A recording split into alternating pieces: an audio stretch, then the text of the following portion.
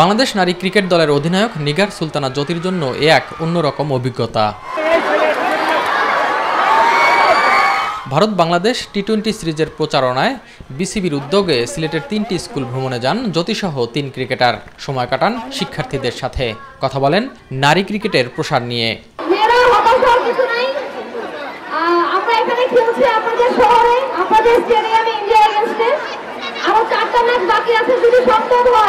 জ্যোতি মনে করেন নারী ক্রিকেটকে আরো সমৃদ্ধ করতে স্কুল ক্রিকেটের ভূমিকা অপরিসীম।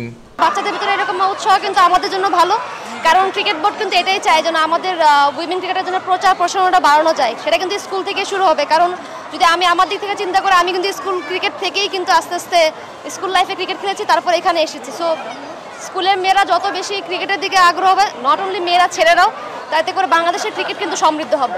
শিক্ষার্থীদের সাথে কাটানো মধুর অভিজ্ঞতার কথা জানান পেসার মারুফা ও ফাহিমা খাতুন।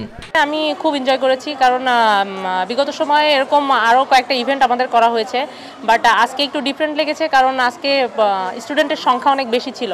স্কুলগুলোতে এসে অনেক ভালো লাগলো, নিজের মনটাও অনেক খুশি হয়েছে, বাচ্চাদের দেখে অনেক ভালো লাগতেছে নিজেকে। এখন সিলেটে অনুষ্ঠিত ভারত বাংলাদেশ টি-20 সিরিজে বিনামূল্যে গ্যালারিতে প্রবেশের সুযোগ রয়েছে শিক্ষার্থীদের। এস এম আরিফ, মাই টিভি।